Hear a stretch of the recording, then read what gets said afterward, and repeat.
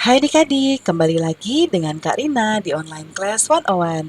Kali ini kita akan belajar pembelajaran 4 ya, masuk ke pembelajaran 4 untuk kelas 6, tema 2, subtema 1, rukun dalam perbedaan.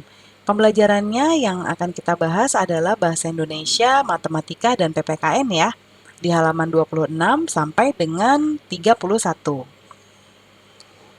Adik-adik untuk melihat video lainnya, video pembelajaran lainnya, silakan adik-adik klik di kolom deskripsi, scroll ke bawah, cari kelasnya kelas berapa, dan juga temanya tema berapa. Nanti kalau udah ketemu akan ada biru-biru seperti ini ya, diklik aja karena itu akan masuk ke link playlistnya. Atau bisa juga di kanan atas ini, adik-adik klik, nanti juga akan muncul playlist dan video rekomendasi lainnya ya.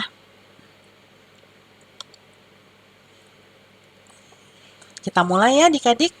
Ini adalah Lani, kata Lani, menjaga kerukunan di lingkungan tempat tinggal kita merupakan tugas setiap warga. Persatuan sangat dibutuhkan untuk mencapai tujuan, adik-adik. Nah, segala perbedaan yang ada dikesampingkan untuk kepentingan bersama. Terkadang, perbedaan yang dimiliki oleh suatu kelompok dapat memperkaya keputusan yang diambil. Menjelang proklamasi kemerdekaan Indonesia terdapat beberapa peristiwa penting yang perlu kita ketahui. Antara lain, di tanggal 9 Agustus 1945, Insinyur Soekarno, Muhammad Hatta, dan Dr. Rajiman Widyodiningrat pergi ke Dalat. Ya, Dalat tuh Saigon ya, untuk bertemu dengan Marsekal Terauchi. Dia adalah Panglima Besar Tentara Jepang di Asia Tenggara. Panglima tersebut menyampaikan informasi kepada pemerintah Indonesia bahwa Jepang akan memberikan kemerdekaan kepada bangsa Indonesia. Saat itu, tentara Jepang sedang terdesak oleh tentara sekutu. Beberapa wilayah Jepang dijatuhi bom oleh tentara musuh ya. Nah, untuk menarik simpati rakyat Indonesia, Jepang memutuskan untuk menghadiahkan kemerdekaan. Nah, pertemuan antar Panglima Jepang dan pemerintahan Indonesia memicu pertentangan di dalam negeri.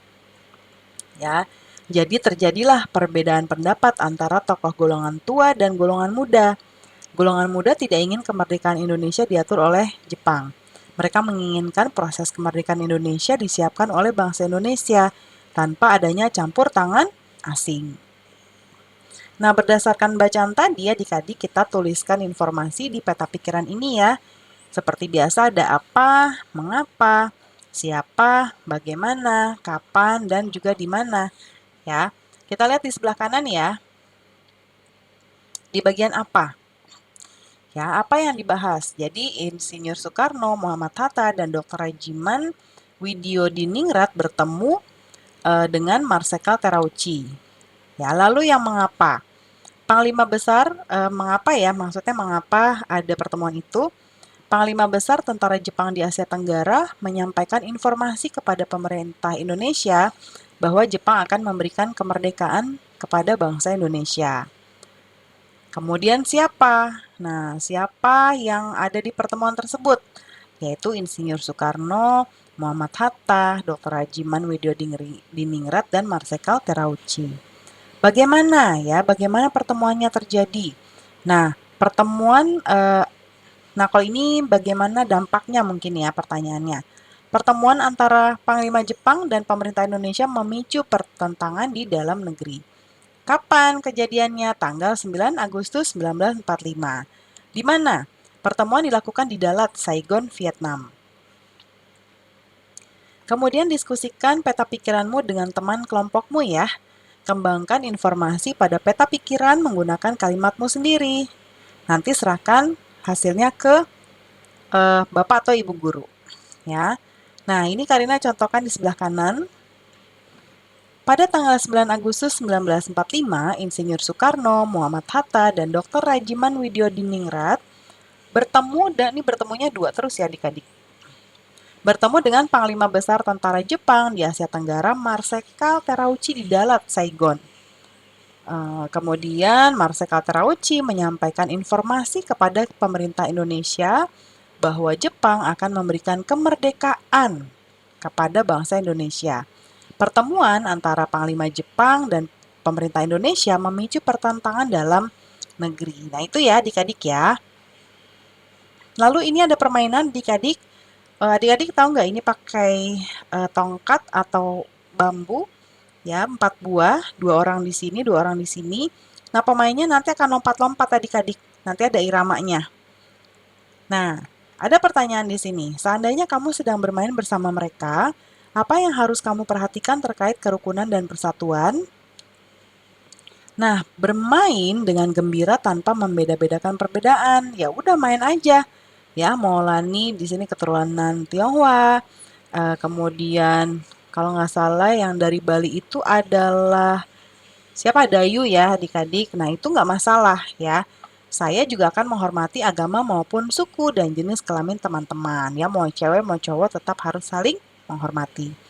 Kemudian, apakah kamu telah menerapkan nilai-nilai kerukunan terkait persatuan dan kesatuan dalam kehidupan sehari-hari? Ya, jelaskan dan beri 3 contoh kegiatan, dan perbedaan yang ada. Yang pertama, jawabannya adalah sudah saya terapkan setiap hari, ya, atau sudah aku terapkan. Contoh kegiatannya, saya tetap bermain dengan tetangga meskipun agamanya berbeda. Yang kedua, tidak mengganggu teman yang sedang beribadah meskipun agama yang dianut berbeda. Dan ikut gotong royong membersihkan desa ketika hari libur, ya, walaupun berbeda-beda pasti ya. Kemudian apa manfaat yang kamu peroleh dari nilai-nilai tersebut? Tuliskan 3 manfaat yang kamu rasakan.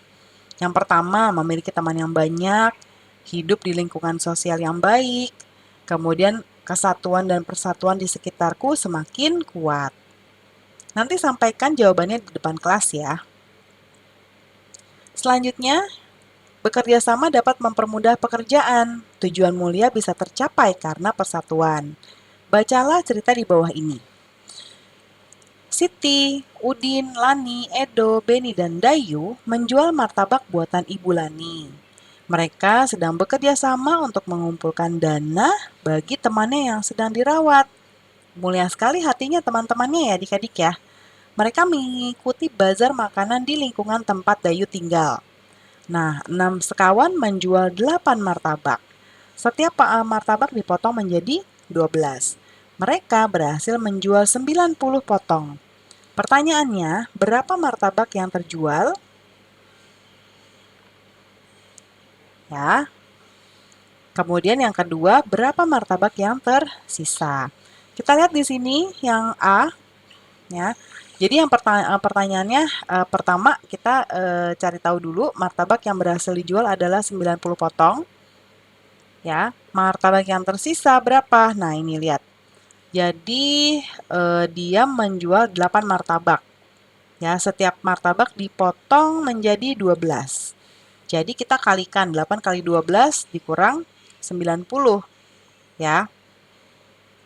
Berarti kalau 8 kali 12 itu 96, dikurang tadi 90 yang udah kejual, berarti sisa martabaknya adalah 6. Nah, penjelasannya, satu martabak kan tadi dibagi 12 ya, adik-adik ya. Karena nanti harus bisa dijelaskan melalui tulisan ya, jadi kita jelaskan. Satu martabak tadi dibagi menjadi nih 12 potong. Berarti semuanya ada 8 martabak. Berarti jumlah martabaknya tadi 8 dikali 12 yang ini. Ya. Jadi ada 96 martabak. Lalu yang nomor 2. Selain martabak, 6 sekawan juga menjual dodol buatan Ibu Udin. Mereka memiliki 5/6 dodol. Seluruh dodol dipotong menjadi 6 potong yang sama. Berapa pembeli yang akan mendapat 5 potongan dodol yang sama? Nah, bagaimana cara kamu menemukan jawabannya? Gunakan gambar juga boleh untuk membantu jawaban ya. Kita lihat yang nomor 2.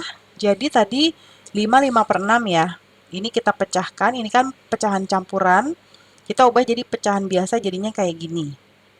Ya, 35/6. Nah, dibagi 6. Kok dibagi 6? Karena masing-masing akan dipotong menjadi 6 bagian. Ya.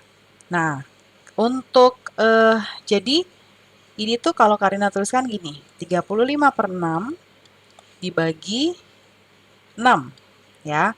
Atau ini tuh bisa kita sebut 6/1, ya. 6/1. Nah, kemudian adik-adik di sini berikutnya 35/6 dikali 6/1. Ya, yaitu berarti 210/6 sama dengan 35. Jadi pembelinya adalah tadi pembelinya berapa pembeli yang akan mendapat 5 potongan dodol yang sama ya, itu pertanyaannya. Jadi 35 dibagi 5 dari total yang ada dibagi 5 ya, 5 potongan dodol yang sama yaitu 7. Jadi ada 7 pembeli yang mendapatkan 5 potong dodol ya. Nah, itu ya adik-adik. Tukarkan jawabanmu dengan teman sebelah ya. Ada yang berbeda atau sama ya. Nah, pembelajaran kita sudah selesai ya adik-adik.